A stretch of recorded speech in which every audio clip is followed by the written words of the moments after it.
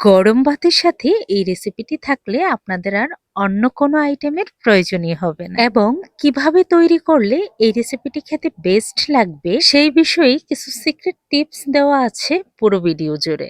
ভিডিওটি না টেনে সম্পূর্ণ দেখার অনুরোধ রইল এবং কেমন লেগেছে তা জানাতে অবশ্যই বলবেন না। চলেন তাহলে শুরু করা যাক।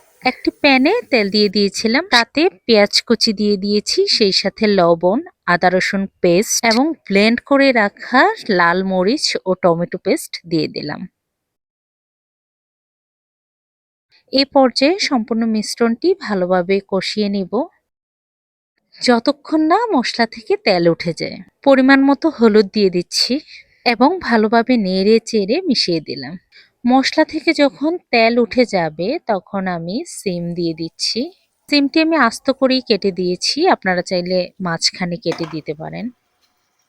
এবং সেই সাথে দিয়ে দিব আলু ও ফুলকপি। আলু ও ফুলকপিগুলো আমি হাফ সিদ্ধ করে রেখেছিলাম। অনেকেই ফুলকপি খেতে পারে না অ্যাসিডিটির সমস্যার জন্য। আপনারা যদি হাফ সিদ্ধ করে পানিটা ফেলে দেন সেক্ষেত্রে আর অ্যাসিডিটির সমস্যা হবে না আশা করছি। সবগুলো উপকরণ আমি আবার ভালোভাবে মিশিয়ে নিচ্ছি। আমি 5 থেকে 10 মিনিট খুব ভালোভাবে কষিয়ে নিব। এই তো আমার প্রায় কষানো হয়ে গেছে। এ পর্যায়ে আমি পরিমাণ মতো পানি দিয়ে দিব। খুব বেশি পানি দিব না, কারণ আমার তরকারিগুলো প্রায় সিদ্ধ এবং আমার কাছে মনে হয় খুব বেশি পানি দিলে তরকারিটা একটু পানসেও লাগে। ফুলকপির তরকারি স্বাভাবিকভাবেই একটু পানসে হয়ে থাকে। আর তাই যেহেতু পানসে না হয়ে যায় তাই আমরা এই পদ্ধতিতে রান্না করব। পানিটা কিছুটা শুকিয়ে গেলে আমি ভেজে রাখা কাতলা মাছগুলো দিয়ে দিচ্ছি।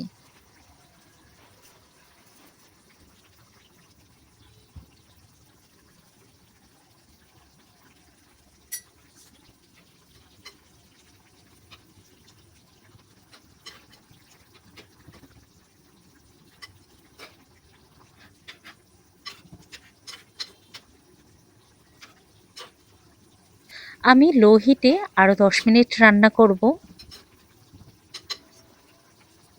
এই তো রান্না হয়ে গেল আমার সিম ফুলকপি দিয়ে কাতলা মাছ। ধনিয়া পাতা ও কাঁচামরিচ দিয়ে আপনারা রান্নাটি শেষ করতে পারেন। শীতকাল আসবে আর বাসায় এই খাবারটি তৈরি হবে না তা তো হতেই পারে না। আমার কাছে তো মনে হয় শীতকালের প্রধান আকর্ষণই এই তরকারি। আমি যখন হলে ছিলাম তখন শীতকালে সবচেয়ে বেশি মিস করতাম আম্মুর রান্না করা এই খাবারটি। রেসিপিটি কেমন লাগলো জানাতে ভুলবেন না। Thank you. আল্লাহ হাফেজ।